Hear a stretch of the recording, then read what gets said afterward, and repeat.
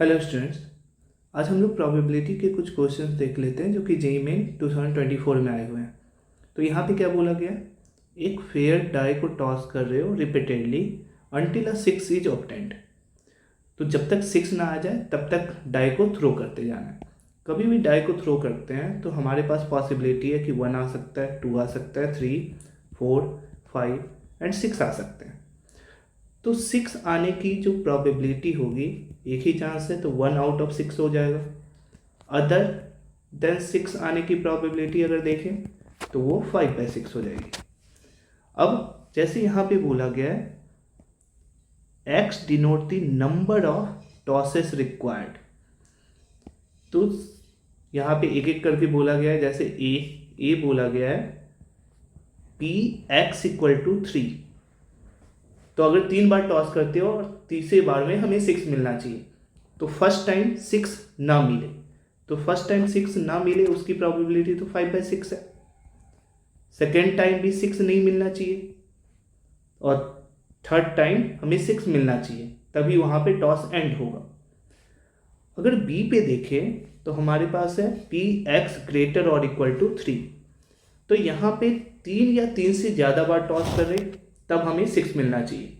तो हम लोग ऐसा सोच सकते हैं कि टोटल प्रोबेबिलिटी तो 1 है, 1 में से ऐसा केस सब्ट्रैक्ट कर दें जब एक बार ही टॉस करें और 6 आ जाए, या फिर 2 बार टॉस करने में सेकेंड टाइम 6 आ जाए।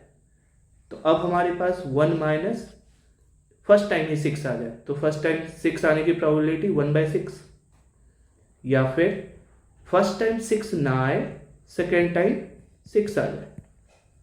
तो अब अगर इसे कैलकुलेट करें तो यहाँ पे मिल जाएगा 1 minus 6/36 plus 5/36, that is 1 minus 11/36। तो ये ओवरऑल हो गया 25/36। यहाँ पे अगर देखें तो ये आया था हमारे पास 25/216। अब थर्ड है, यहाँ पे बोला गया सी x > 6, यहाँ पे कंडीशनल प्रोबेबिलिटी। अब इस कंडीशनल प्रोबेबिलिटी में देखोगे तो c = px > 6 अपॉन x < 3, ऐसा बोला गया। अब इसमें ऐसा हो जाएगा px > 6 intersection px < 3 upon p of x < 3। कभी भी हमारे पास ऐसा अगर आए प्रोबेबिलिटी ऑफ a/b, तो इसका मतलब क्या निकल कर आता है, probability of a intersection b upon probability of b। इसी के अकॉर्डिंग अगर देखोगे तो यहाँ पे हम लोग क्या देख सकते हैं, 6 या 6 से ज़्यादा बार टॉस करोगे तब हमें मिलना चाहिए, और <3 टॉस करोगे तब यहाँ पे। तो अगर कॉमन देखें तो यहाँ पे क्या मिलना चाहिए, 6 या 6 से ज़्यादा बार टॉस करो, और ये बोला गया x < 3। तो यहाँ पे अगर हम देखें तो 6 बार मिनिमम टॉस करना है, तो फर्स्ट 5 टाइम्स 6 ना आए तो उसकी प्रोबेबिलिटी 5/6⁵, और 6 टाइम हमें 6 मिलना चाहिए।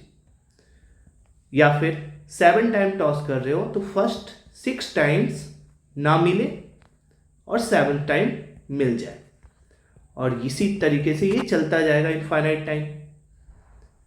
यहाँ डिनोमिनेटर पार्ट बोला गया है x < 3।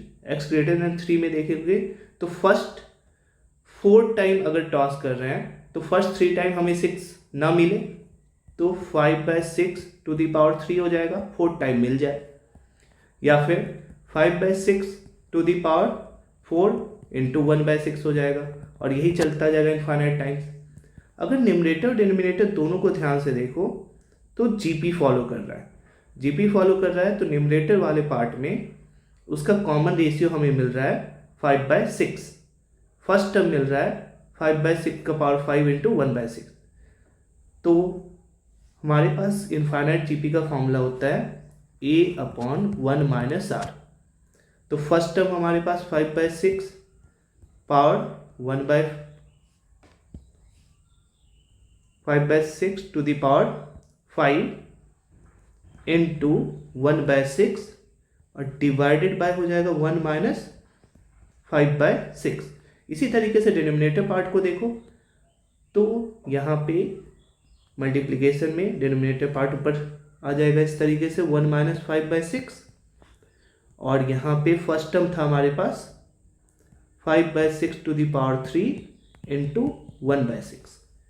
तो ये 1/6 वाला पार्ट कैंसल्ड आउट, ये पार्ट कैंसल्ड आउट, 5/6 स्क्वायर ये बचा हुआ है।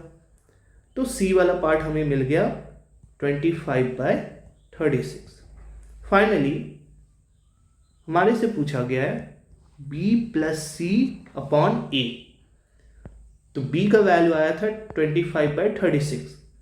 अगर हम लोग निकाले b plus C divided by a तो b की वैल्यू है 25/36। फिर a 25/36, c की वैल्यू अगर देखोगे तो c यहाँ पे हमारे पास आ रहा है 25/36 अपॉन a हमारे पास आया था 25/216। तो डिवाइडेड बाय 25/216, तो इसे लिख सकते हो 50/36 मल्टीप्लाइड बाय 216 डिवाइडेड बाय 25। तो यहाँ पे ये कैंसिल आउट कर सकते हो 6 टाइम्स से और ये 2 टाइम्स।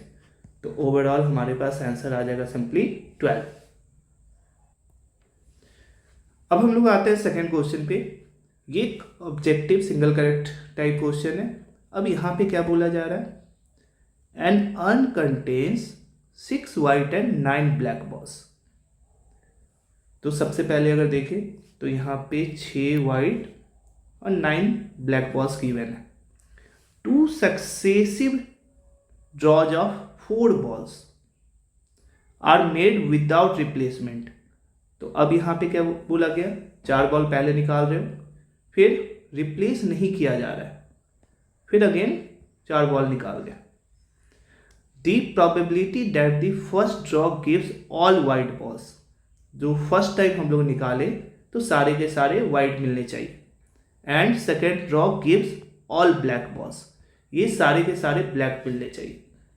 तो फर्स्ट टाइम अगर हम लोग देखें तो यहाँ पे बोला गया 6 वाइट है और 9 ब्लैक बॉल्स है। इसमें से जो ड्रॉ करोगे तो फर्स्ट टाइम वाइट ही ड्रॉ करने हैं सारे के सारे। तो आउट ऑफ 6 4 वाइट ड्रॉ कर लिया हमने और टोटल बॉल्स कितने थे, टोटल थे 15। तो 15 में से 4 ड्रॉ हुआ। तो हमारे पास जो फेवरेबल आउटकम हुआ, फेवरेबल तो वही होता है जो हमें निकालना है। तो वाइट हमें निकालना था सारे के सारे, तो 6 ही वाइट थे। 6 में से 4 वाइट निकालने की पॉसिबिलिटी 64 और सैंपल स्पेस हमारा 15C4 हो गया। काम अभी खत्म नहीं हुआ, तो नेक्स्ट काम हमारे पास क्या है, 4 ब्लैक बॉल निकालना है नेक्स्ट टाइम। बट क्योंकि रिप्लेसमेंट नहीं किया गया तो नेक्स्ट टाइम जो हमारे पास बचे, क्योंकि 4 वाइट बाहर आ चुके हैं तो 2 वाइट बचा और 9 ब्लैक बचा। तो यहाँ पे 9 ब्लैक में से हमें 4 ब्लैक निकालने, बट टोटल बॉल्स अभी 11 है। तो ये कितने में से निकला, टोटल पॉसिबिलिटी हमारे पास आउट ऑफ 11C4। तो अब अगर इसकी कैलकुलेशन करें तो यहाँ पे सिंपली हमें क्या करना है, यहाँ पे 6C4, इसे ऐसे भी लिखा जा सकता है 6C, दोनों का डिफरेंस 2।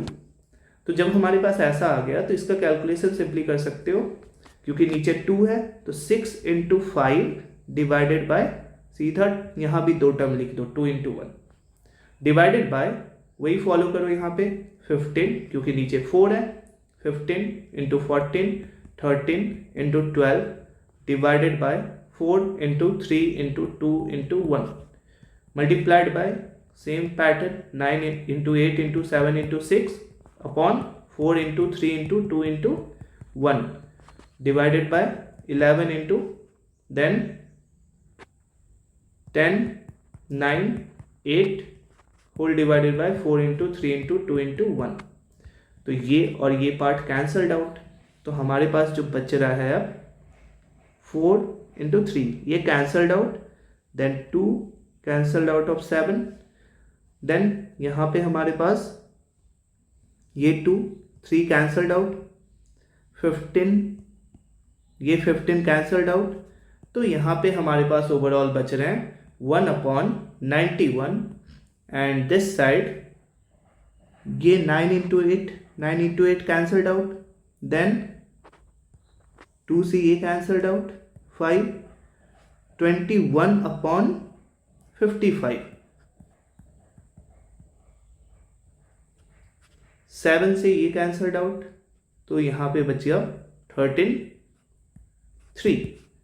3 डिवाइडेड बाय 13 × 5, 6, 65, तो 5 हो गया यहाँ पे, 6, 71, करेक्ट आंसर यहाँ पे हो जाएगा 3 डिवाइडेड बाय 715। तो अब हम लोग आते हैं थर्ड क्वेश्चन पे। यहाँ पे बोला गया a fair die is thrown until 2 appears। जैसे फर्स्ट क्वेश्चन देखे था हम लोगों ने, उसमें बोला गया था अंटिल 6 appears। अब यहाँ पे कंडीशन दिया गया कि 2 appears in even number of throws, इसकी प्रोबेबिलिटी क्या होगी। तो फिर से वही बात, 1, 2, 3, 4, 5 एंड 6 आने की पॉसिबिलिटी है हमारे पास। तो 2 आने की पॉसिबिलिटी हो जाएगी 1/6, 2 ना आने की पॉसिबिलिटी देन 5/6। अब हमें इवन नंबर ऑफ थ्रोज में चाहिए, इवन नंबर ऑफ थ्रोज में चाहिए तो 2 टाइम्स में आ जाए। तो फर्स्ट टाइम 2 ना आए, तो फर्स्ट टाइम 2 ना आए तभी सेकेंड टाइम हम लोग थ्रो करेंगे। तो फर्स्ट टाइम 2 ना आए उसकी पॉसिबिलिटी 1/6, सेकेंड टाइम आ जाए तो उसकी 1/6, देन या तो 4 टाइम्स में आ जाए, तो 4 टाइम्स में फर्स्ट 3 टाइम्स 2 ना आए तो 5/6⁻3, देन 2 मिल जाए। इसी तरीके से 6 टाइम्स में करोगे तो फर्स्ट 5 टाइम्स हमें 2 ना मिले, देन 2 मिल जाए, और यही फ्लो चलता जाएगा। तो रिक्वायर्ड जो प्रोबेबिलिटी हो जाएगी हमारे पास, या तो 2 टाइम्स में मिल जाए या 4 टाइम्स में मिल जाए, और यही चलता जाएगा इनफाइनाइट टाइम्स। तो अब अगर देखें तो यहाँ पे हमें क्या देखने को मिल रहा है, ये एक जीपी फॉलो कर रहा है। इस जीपी का फर्स्ट टर्म है हमारे पास 5/6 × 1/6, और कॉमन रेशियो देखोगे तो second term divided by first term या third term divided by second term 5/6⁻2 मिल जाएगा। तो यहाँ पे हमारे पास प्रोबेबिलिटी आ गई a डिवाइडेड बाय 1 - r।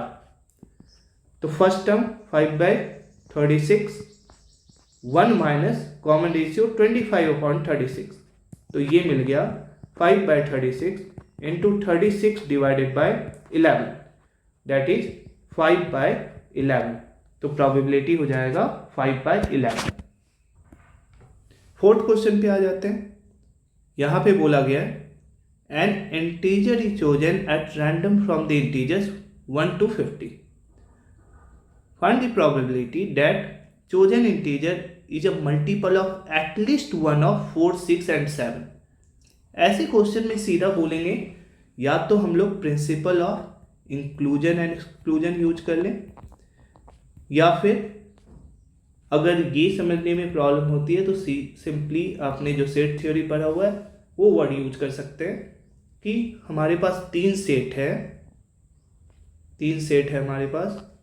एक सेट में ऐसे हैं जो कि मल्टीपल ऑफ 4 है, दूसरे में मल्टीपल ऑफ 6 है, तीसरे में मल्टीपल ऑफ 7 है। तो मल्टीपल ऑफ 4 वाले अगर हम लोग देखें तो आउट ऑफ 1 से 50 हमारे पास मल्टीपल ऑफ 4 वाले मिलेंगे 4, 8, 12 अप टू 48। कोई भी एपी में जाने की जरूरत नहीं है, सिंपल कैलकुलेशन कर सकते हो कि 4 × 1 है, 4 × 2 है, 4 × 3 है, अप टू 4 × 12 जा रहा है, मतलब यहाँ पे 12 एलिमेंट्स मिल रहे हैं। देन अगर मल्टीपल ऑफ 6 की बात करें, 6, 12, 18, ये भी मैक्सिमम 48 तक जा सकते हैं। तो 6 × 1, 6 × 2, 6 × 3 अप टू 6 × 8 एलिमेंट्स मिल गए। उसी तरह 7 की बात करो तो 7 इंटू 2, 7 इंटू 3, ऐसे चलता जाएगा अप टू 49, मीन्स 7 इंटू 7 तक। यहाँ पे 7 एलिमेंट्स मिल गए। तो ये 4 का मल्टीपल, 6 का मल्टीपल, 7 का मल्टीपल। जब कॉमन वाले की बात करोगे तो 4 और 6 दोनों का मल्टीपल हमें देखना पड़ेगा। तो 4 और 6 दोनों का मल्टीपल देखोगे, that means LCM of 4 and 6। तो एलसीएम ऑफ 4 एंड 6 हमारे पास आ जाएगा 12, दैट इज 12 का मल्टीपल हमें देखना है। तो 12, 24, 36 एंड 48, टोटल 4 एलिमेंट है। देन 6 और 7 के कॉमन वाले पार्ट देखने हैं। तो 6 और 7 के कॉमन वाले पार्ट, तो LCM of 6 and 7 that is 42। तो 42 ही बस आएगा 1 से 50 तक में। 42 का मल्टीपल बस एक ही पॉसिबिलिटी है उस रीजन में, एक। देन 4 एंड 7, इसके लिए अगर देखें तो 28 हो जाएगा एलसीएम, जस्ट एक एलिमेंट मिलेंगे 28। फिर तीनों में जो कॉमन आ रहे हैं that is LCM of 4, 6 and 7। तो यहां पे अगर देखें तो 4 और 6 का एलसीएम 12 आया था, और उसके साथ 7 का एलसीएम दैट इज 84। तो 12 और यहां पे अगर देखोगे तो 84 चाहिए। तो तीनों में कॉमन यहां पे कुछ भी नहीं मिलेगा। तो अब अगर हम लोग बात करें, प्रोबेबिलिटी हमें चाहिए थी कि एटलीस्ट 1 ऑफ, तो जब भी एटलीस्ट 1 की बात करें तो हमें देखना बस ये है कि या तो 4 का मल्टीपल हो जाए, या 6 का, या 7 का। तो इनका यूनियन लेना है, 4 यूनियन 6 यूनियन 7। तो ऐसे केस में हमें क्या करना है, 12 थे तो इसकी प्रोबेबिलिटी हो जाएगी 12/50। एक एक वाला सिंपल कॉन्सेप्ट ध्यान में रखो कि एक एक वाला ऐड करना है। तो 8/50, 7/50, और फिर ये आ गए 2-2 के कॉम्बिनेशन वाले, 2-2 के इंटरसेक्शन वाले। तो यहां 2-2 वाले सब्ट्रैक्ट होंगे। तो 4, 1 एंड 1, तो टोटल हो जाएंगे 6/50। देन 3-3 वाले ऐड होंगे। तो 3 वाले तो 0 आया था, तो 0/50, तो वो 0 ऐड हो जाएगा। तो अब अगर हम लोग देखें तो 27 - 6 दैट इज 21/50, ये हमारा प्रोबेबिलिटी निकल आएगा। आइए हम लोग देख लेते हैं। यहाँ पे 5th क्वेश्चन बोला गया है, 2 integers x and y are chosen with replacement from the set 0, 1, 2, 3 up to 10। तो प्रोबेबिलिटी निकालनी है कि mod x - y greater than 5। अगर यहाँ पे सैम्पल स्पेस की बात करें तो हमें x एंड y चूज करना है। तो पहले अगर कोई भी एक चूज कर लेते हो तो 11 पॉसिबिलिटी है उसके लिए। अब क्योंकि रिप्लेसमेंट कर दिया गया तो फिर हमारे पास 11 पॉसिबिलिटी है, तो दूसरा वाला भी 11 वेज में सेलेक्ट कर सकते हैं। तो टोटल 121 वेज है। अब यहाँ पे जो कंडीशन दिया गया है कि x - y का मॉड 5 से बड़ा होना चाहिए। तो यहाँ पे सिंपल तरीके से सोचते हैं कि अगर x को 0 ले लेते हैं तो y इसके साथ जो डिफरेंस बनाएगा वो 5 से बड़ा होना चाहिए। तो अब यहाँ पे क्या होगा, हम लोग 6 मिनिमम ले सकते हैं, 7, 8, 9 या 10, इनमें से कोई भी लिया जा सकता है। 5 पॉसिबिलिटी। x अगर 1 लेते हो तो y 7, 8, 9 या 10 ले सकते हैं, 4 पॉसिबिलिटीज। x अगर 2 लेते हो तो y 8, 9 या 10 में से ही कोई भी ले सकते हैं। x अगर 3 लेते हो तो y 9 या 10 ले सकते हो, 2 पॉसिबिलिटी। x अगर 4 लेते हो देन एक ही पॉसिबिलिटी, y का वैल्यू हम लोग 10 ले सकते हैं। अगर x को 5 लेने की कोशिश करेंगे तो कोई भी पॉसिबिलिटी नहीं है, क्योंकि अगर x = 5 लेंगे तो 10 तक में कोई भी नंबर हमें नहीं मिलेगा जो कि इसके साथ डिफरेंस 5 से बड़ा मेंटेन करे। अब यहाँ पे ये सारे पॉसिबिलिटी टोटल अगर काउंट करें तो ये 15 हो जा रहा है। अब इसको रिवर्स भी किया जा सकता है, x के प्लेस पे y, तो y अगर 0 लोगे तो x की वैल्यू 6, 7, 8, 9, 10।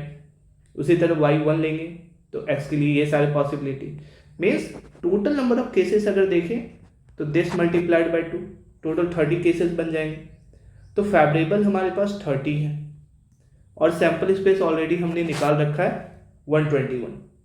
तो रिक्वायर्ड जो प्रोबेबिलिटी बन जाएगी 30 डिवाइडेड बाय 121। तो इस केस में हमारे पास आंसर आ गया 30 डिवाइडेड बाय 121।